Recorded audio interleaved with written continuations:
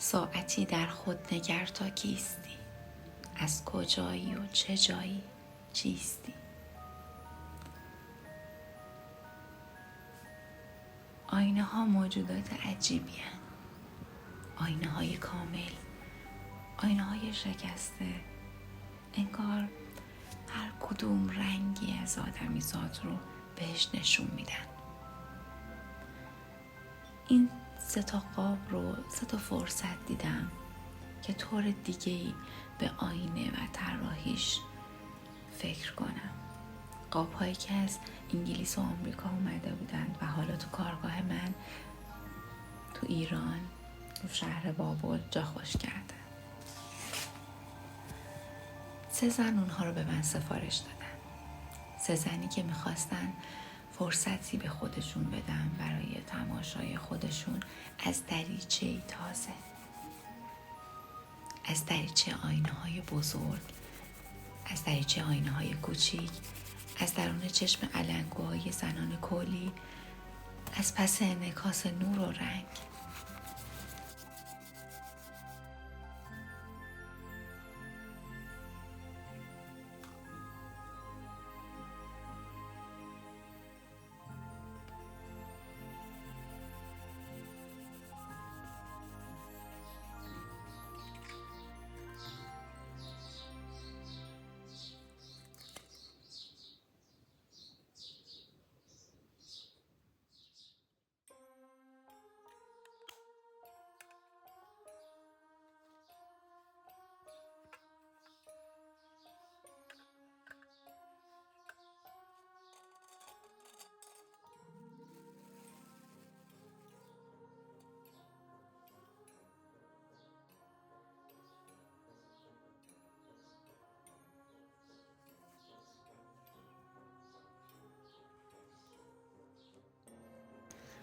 آینه بانو تصویری از خلوتگاه یه زن، آینه‌ای زردوزی شده است که میون 4 گل یاقوتی قرار گرفته توی مخمل سبز.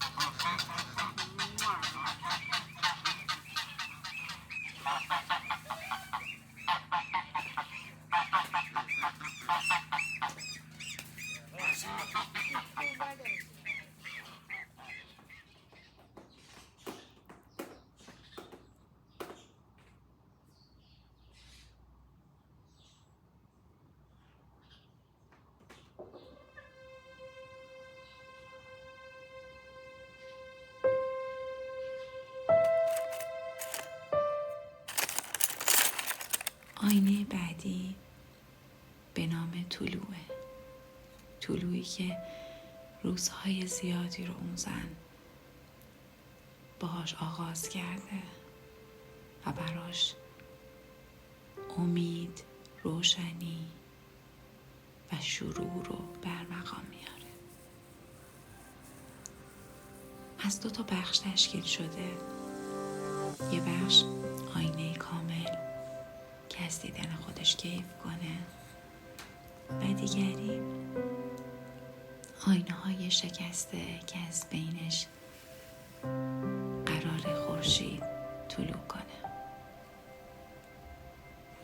در بستری از مخمل قرمز و احاطه شده با مرواریدهای کوچیک و امیدبخش.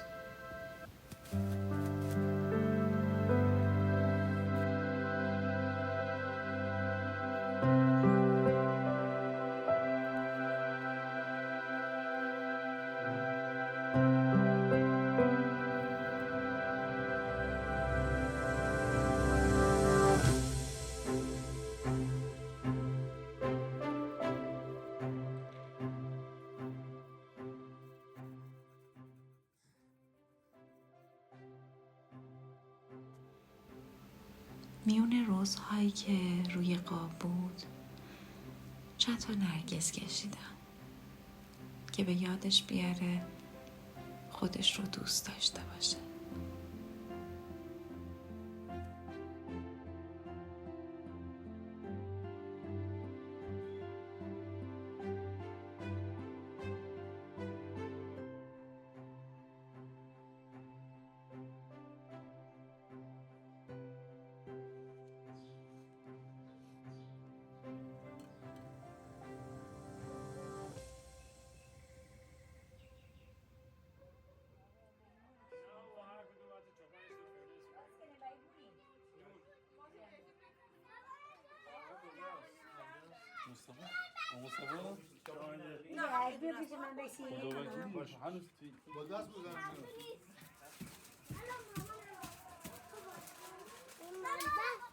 اون مزدا پارسیه نصب کردن بازی اووردن اون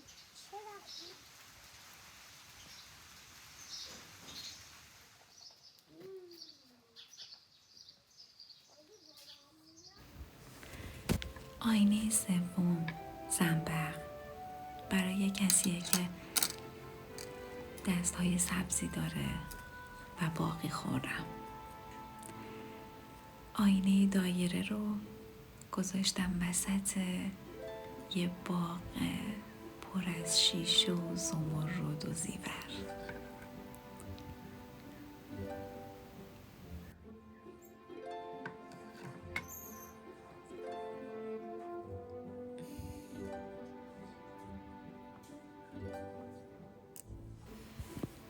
وقتی به این مرحله رسیدم مثل بچه ها از درخشش نور و زیبایی کیف کردم.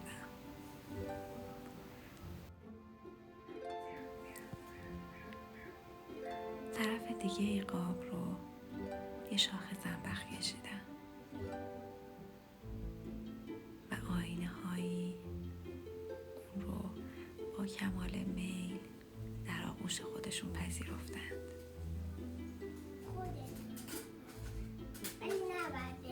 حالا باغ زنبق من آماده است.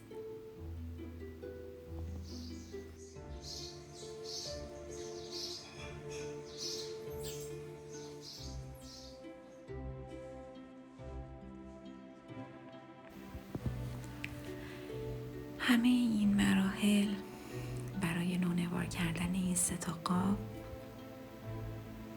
به هم یه چیزی یاد داد که بهتره روزهایی خودم رو در قابهایی ببینم و از دیدن خودم کیف کنم.